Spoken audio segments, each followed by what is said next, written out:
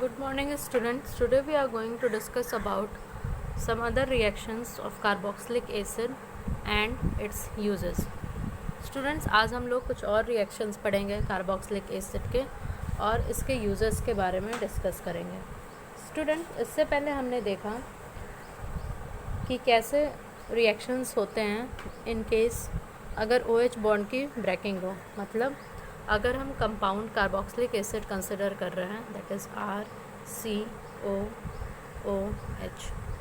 कोई भी carboxylic acid compound, तो इससे पहले हमने देखा कि जब ये OH बॉन्ड ब्रेक होता है तो कैसे रिएक्शंस परफॉर्म होते हैं, या इस बेस पे हमने ये भी देखा कि एसिडिटी क्या होती है कार्बोक्सिलिक कंपाउंड की, जिसमें हमने देखा कि कार्बोक्सिलिक जो है, अगर हम अदर मिनरल एसिड को छोड़ दें तो कार्बोक्सिलिक एसिड्स क्या होते हैं, स्ट्रॉन्गर एसिड हैं than alcohol and many simple phenols. Okay, after that students we have seen about that acidity पे क्या फैक्टर आता है अगर उसमें इलेक्ट्रॉन विथड्रॉइंग ग्रुप हो या इलेक्ट्रॉन डोनेटिंग ग्रुप हो. तो हमने देखा कि अगर इलेक्ट्रॉन विथड्रॉइंग ग्रुप है तो हम कह सकते हैं कि वो कंपाउंड हमारा स्ट्रेंथन कर देगा एसिडिटी को, मतलब वो ज़्यादा एसिडिक होगा. और अगर वहीं पे इलेक्ट्रॉन डोनेटिंग ग्रुप है तो वो क्या कर देगा, लोअर कर देगा. Okay, now students, today we are going to discuss about the reactions which involve the cleavage of COH bond. अब हम देखेंगे कि जब COH बॉन्ड में क्लीवेज हो, मतलब इस बार स्टूडेंट्स हम COH we are going to cleave this bond. Okay, इसके क्लीवेज पे हम डिफरेंट रिएक्शंस देख सकते हैं, जैसे कि सबसे पहला है फॉर्मेशन ऑफ एनहाइड्राइड. तो एनहाइड्राइड के फॉर्मेशन के लिए हमें सिंपल क्या करना है कि जो भी हमारे कार्बोक्सिलिक एसिड है उसके हम 2 मॉलिक्यूल लेंगे और उसे हीट करेंगे मिनरल एसिड के साथ. हम H2SO4 भी ले सकते हैं, P2O5 भी ले सकते हैं, तब हमें क्या मिल जाएगा, एनहाइड्राइड. तो स्टूडेंट्स आप यहाँ पे देख सकते हैं हमने इथेनोइक एसिड के 2 मॉलिक्यूल लिए तो हमें इथेनोइक एनहाइड्राइड मिल गया. रिएक्शन कंडीशंस क्या हैं, we can take any mineral acid like H2SO4 like P2O5 और हमें क्या करना है, हीट करना है मीडियम को. After that students the second is esterification. Esterification में क्या होता है स्टूडेंट्स, हम ये अल्कोहल्स में भी पढ़ चुके हैं कि जब अल्कोहल का रिएक्शन होता है कार्बोक्सिलिक एसिड के साथ तब हमें ईस्टर्स का फॉर्मेशन देखने को मिलता है. So here students you can see carboxylic acids are esterified with alcohols, it may be esterified with phenols also in the presence of mineral acid such as H2SO4. यहाँ पे भी क्या है, मिनरल एसिड का यूज़ होगा या HCl gas का हम यूज़ कर सकते हैं कैटालिस्ट के तौर पे.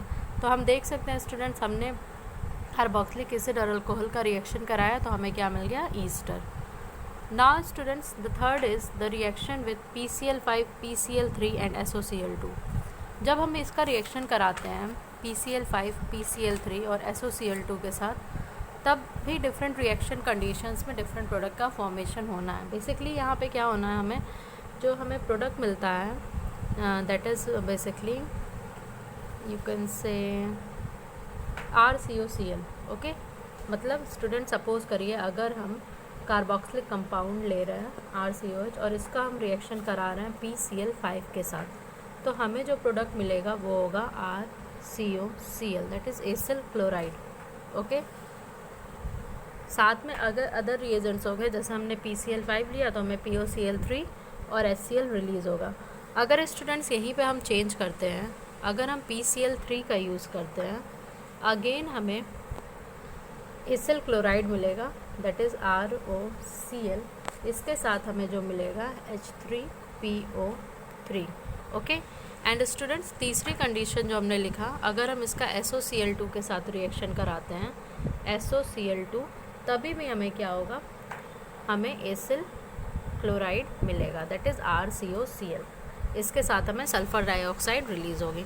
सो स्टूडेंट्स इन तीनों केसेस में बेसिक ये है कि हम प्रेफर करते हैं थायोनिल क्लोराइड को, क्योंकि जो और 2 प्रोडक्ट हैं वो क्या होते हैं, गैसेस होती हैं और वो एस्केप कर जाती हैं रिएक्शन मिक्सचर में.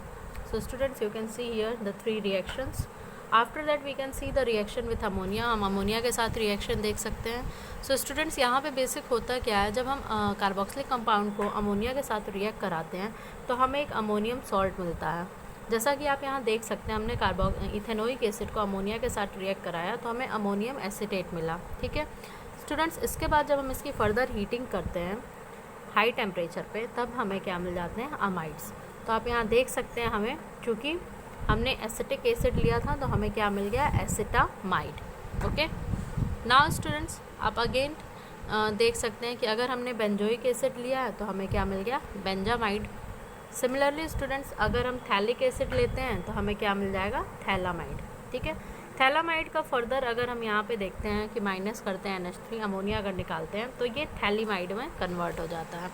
नाउ स्टूडेंट्स हम तीसरे तरह का रिएक्शन कंडीशंस देखेंगे, जब रिएक्शन जो इन्वॉल्व कर रहा है COOH ग्रुप, ठीक है, मतलब पूरा ग्रुप पार्टिसिपेट कर रहा है। इस बार कहीं मतलब सीधे वो ग्रुप ही किसी और ग्रुप में कन्वर्ट हो जाना है। तो यहाँ पे आप देख सकते हैं द वेरी फर्स्ट रिडक्शन के बारे में हम स्टार्टिंग से पढ़ते आ रहे हैं रिडक्शन के बारे में। तो यहाँ पे बेसिक क्या होगा, जो कार्बोक्सिलिक कंपाउंड होंगे वो प्राइमरी अल्कोहल में रिड्यूस हो जाएंगे। हम लिथियम एल्यूमिनियम हाइड्राइड यूज़ कर सकते हैं, हम B2S6 यूज़ कर सकते हैं, उसकी हाइड्रोलिसिस करा सकते हैं। तो हमें डायरेक्ट क्या हो जाएगा, अगर हमारा जो भी कार्बोक्सिलिक कंपाउंड है वो रिस्पेक्टिव अल्कोहल में कन्वर्ट हो जाएगा। जैसे हमने इथेनोइक एसिड लिया तो ये इथेनॉल में कन्वर्ट हो गया। अब स्टूडेंट्स यहाँ पे डी कार्बोक्सिलेशन हो सकता है। डी कार्बोक्सिलेशन का मतलब स्टूडेंट्स कि सीधे हमारा अगर हम रिएक्शन कराते हैं कार्बोक्सिलिक सॉल्ट का, ठीक है, सोडियम सॉल्ट हो या पोटेशियम सॉल्ट हो, तो हम क्या करेंगे, उसको हीट करेंगे सोडा लाइम के साथ। सोडा लाइम स्टूडेंट्स होता है NaOH और CaO का मिक्सचर, ठीक है, इसका मिक्सचर होता है 3:1 के रेशियो में। तब इसमें हमें क्या मिलेगा, इस रिएक्शन को हम क्या कहेंगे, डी कार्बोक्सिलेशन। डी कार्बोक्सिलेशन हम बस इसलिए कंसिडर करते हैं क्योंकि इस कंपाउंड में से आप सीधे देखेंगे ये CO2 निकल जाता है, और CO2 कैसे निकलता है, यहाँ से Na2CO3 मॉलिक्यूल निकल जाता है और हमें अल्केन, नॉर्मल अल्केन मिल जाएगा उस रिस्पेक्टिव कंपाउंड को। तो यहाँ आप देख सकते हैं स्टूडेंट्स, हमने सोडियम एसिटेट लिया था, सो हमें क्या मिल गया, मीथेन। ठीक है, नाउ स्टूडेंट्स अगर हाइड्रोकार्बन पार्ट में जो रिएक्शंस होते हैं, अब हम वो देखेंगे कि हाइड्रोकार्बन पार्ट में मतलब ये जो R है स्केलेटन, इसमें क्या रिएक्शंस हो रहे हैं। यहाँ पे COOH ग्रुप पे कोई इफेक्ट नहीं आएगा। सो स्टूडेंट्स इस केस में हम देखेंगे, हम हेलोजिनेशन परफॉर्म करा सकते हैं।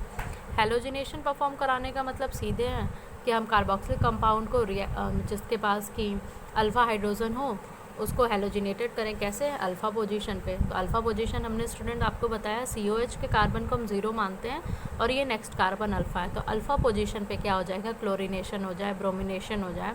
और ये होगा कब, जब हम इसको ट्रीट कराएंगे रेड फॉस्फेरस से, ताकि ये अल्फ़ा हेलो कार्बोक्सिलिक एसिड दे दे। तो यहाँ आप देख सकते हैं student, this is alpha halo carboxylic acid. Okay, and student इसको this is a category of named reaction. इसको हम हेल-वल्हार्ड जेलेंस्की रिएक्शन भी कहते हैं। इसको हम हेल-वल्हार्ड जेलेंस्की रिएक्शन भी कहते हैं। नाउ स्टूडेंट्स रिंग सब्सटीट्यूशन हो सकता है। Ring substitution that means ring में सब्सटीट्यूएंट आ सकते हैं।